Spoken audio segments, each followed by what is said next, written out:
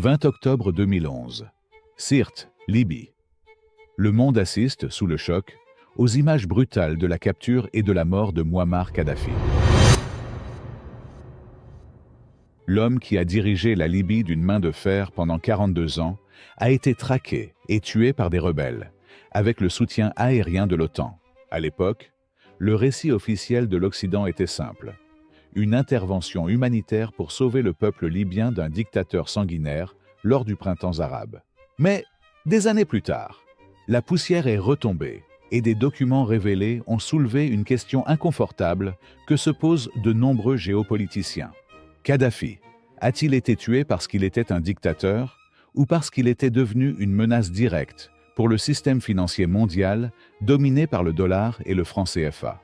Aujourd'hui, nous allons plonger au cœur de l'histoire que les journaux de l'époque n'ont pas racontée. Nous allons parler du plan audacieux de Kadhafi de créer une monnaie unique. Nous aborderons ses alliances dangereuses avec la Russie et la Chine, et comment l'Iran a tiré les leçons de la Libye pour survivre jusqu'à aujourd'hui.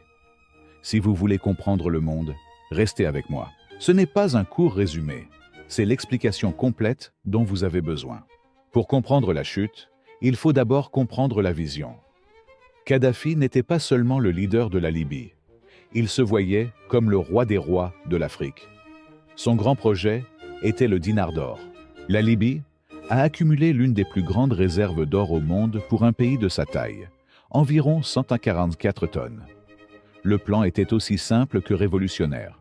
Son plan était de créer une monnaie panafricaine adossée à cet or et d'exiger que le pétrole et le gaz libyen soient payés exclusivement en dinars d'or et non plus en dollars. Pourquoi était-ce une bombe géopolitique? Il y a deux raisons majeures. Premièrement, le pétrodollar. Depuis les années 70, le pétrole mondial est vendu en dollars, soutenant ainsi l'économie américaine. Ce système oblige tous les pays à détenir des réserves de dollars. Si Kadhafi vendait son pétrole en or, d'autres pays suivraient cet exemple, marquant la fin de l'hégémonie du dollar. La deuxième raison concerne le franc CFA. Cette monnaie, utilisée par 14 pays africains, est contrôlée par le Trésor français, ce qui donne à la France une influence économique énorme dans la région.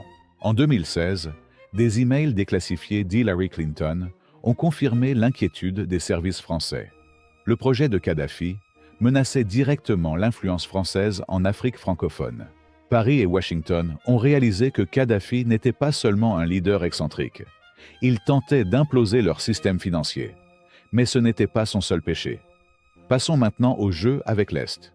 Dans les années précédant sa chute, Kadhafi a commencé à déplacer ses pions vers l'Est, se rapprochant de la Russie et de la Chine. En 2008, Poutine s'est rendu à Tripoli et a effacé des milliards de dettes libyennes.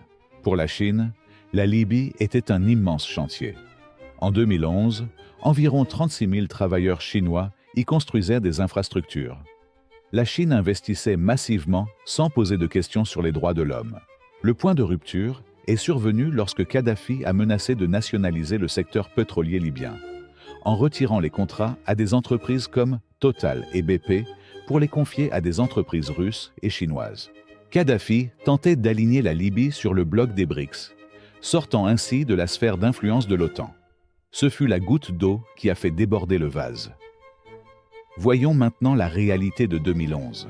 Il serait simpliste de dire que Kadhafi a été tué uniquement pour son or. La réalité est plus complexe.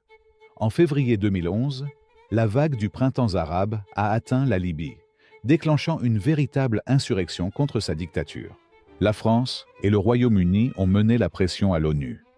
La résolution 1973 a été adoptée pour instaurer une zone d'exclusion aérienne afin de protéger les civils. La Russie et la Chine se sont abstenues. L'aviation de l'OTAN a détruit l'armée de Kadhafi, permettant aux rebelles d'avancer. Sans le contrôle du ciel, il était condamné. Il a finalement été capturé et tué dans sa ville natale, Sirte, le 20 octobre 2011. L'histoire de la Libye est devenue un manuel de survie pour d'autres pays, en particulier l'Iran. Ils ont décidé de faire exactement l'inverse pour éviter de subir le même sort. Voyons comment. En 2003, Kadhafi a commis ce que beaucoup considèrent comme son erreur fatale. il a abandonné son programme nucléaire pour plaire à l'Occident. En 2011, il n'avait donc plus aucune force de dissuasion.